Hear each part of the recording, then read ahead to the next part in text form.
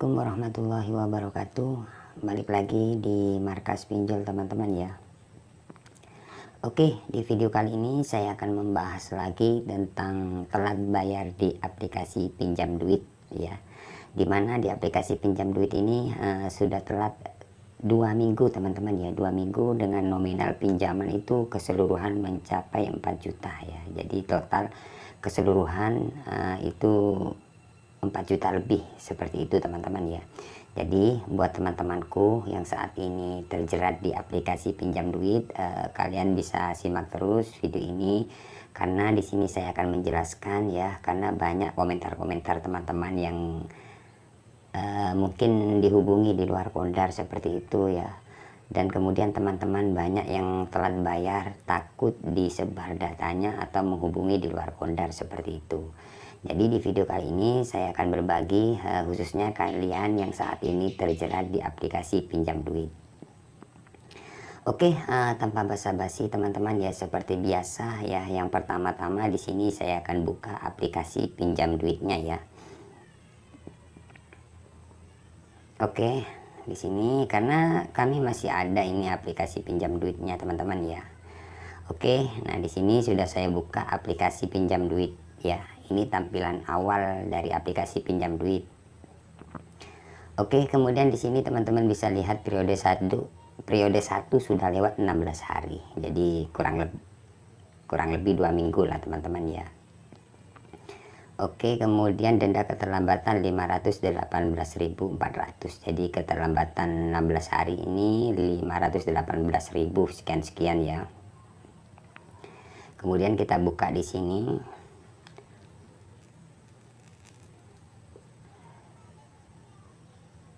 Oke teman-teman ya, masih lemot ya karena sinyalnya kurang baik ya.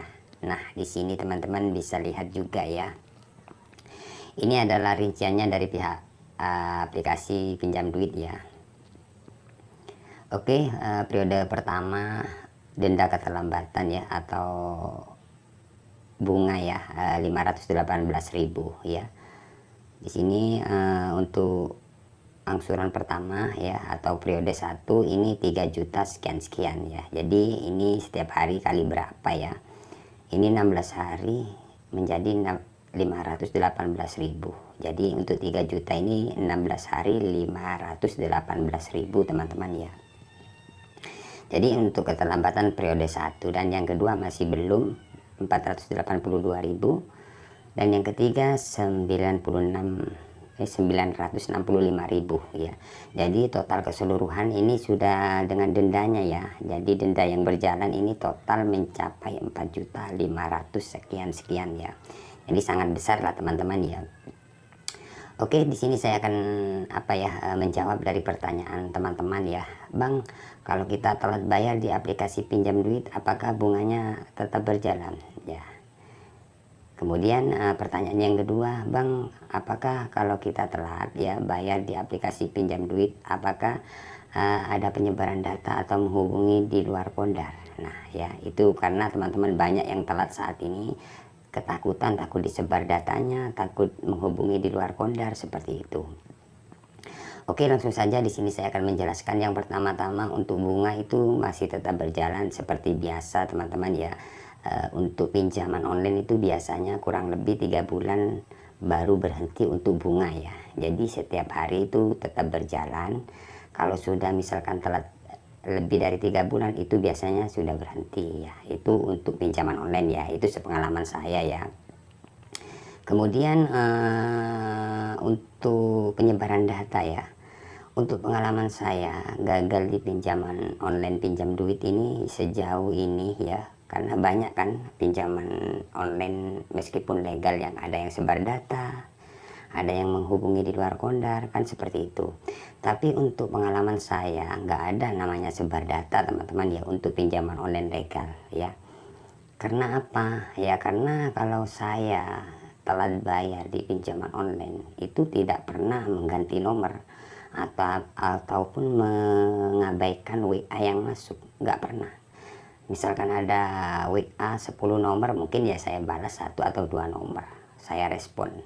Ya itu tidak bakalan ada yang namanya sebar data, misalkan mau sebar data tidak mungkin, ataupun menghubungi di luar Kondar tidak akan ya. Jadi tidak bakalan ada yang namanya sebar data misalkan kalian selalu merespon ya. Tapi teman-teman misalkan kalian tidak mau merespon karena ya diteror, karena kalau kita telat bayar di pinjaman online itu pastinya kita akan diteror ya, dengan cara-cara penagihan dari pinjaman online lah ya, seperti itu ya.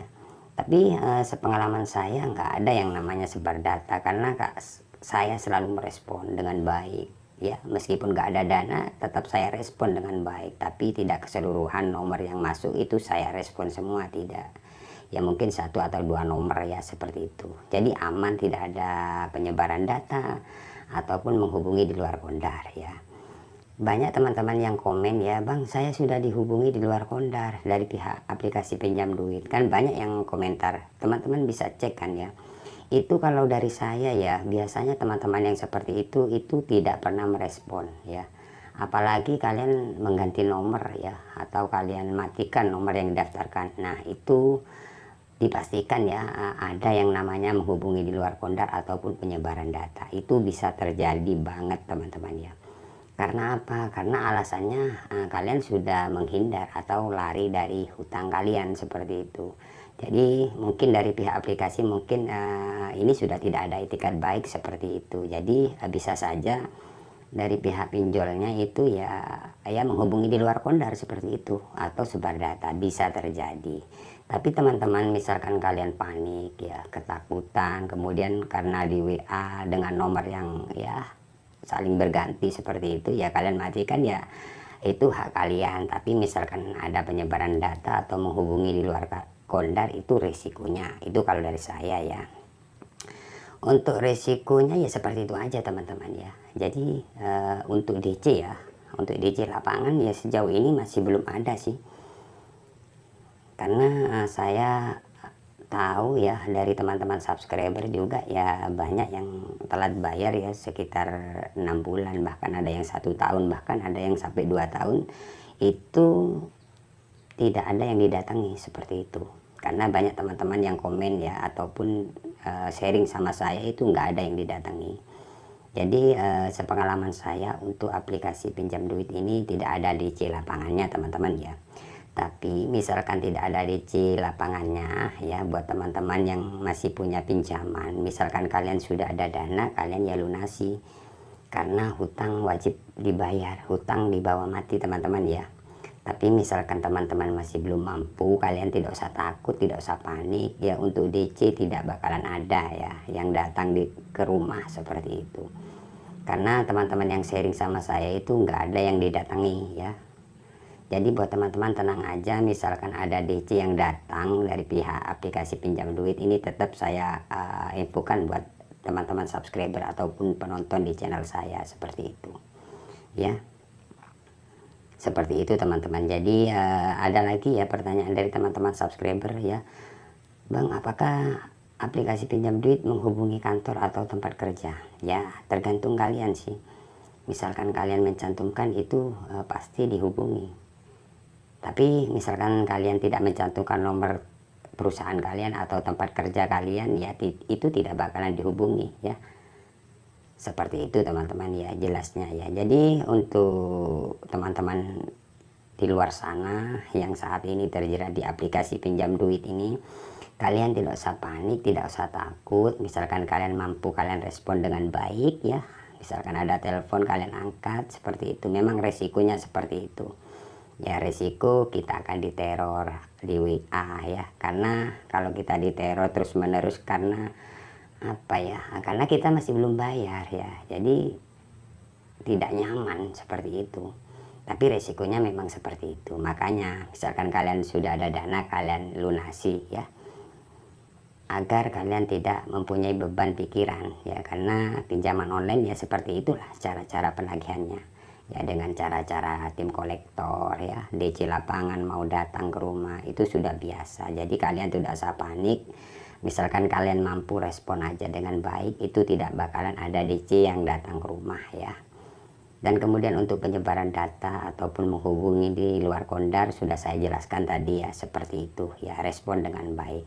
Di sini saya tidak mengajarkan kalian untuk gagal bayar, tidak. Di sini saya cuma berbagi saja ya, sesuai pengalaman saya dan teman-teman subscriber.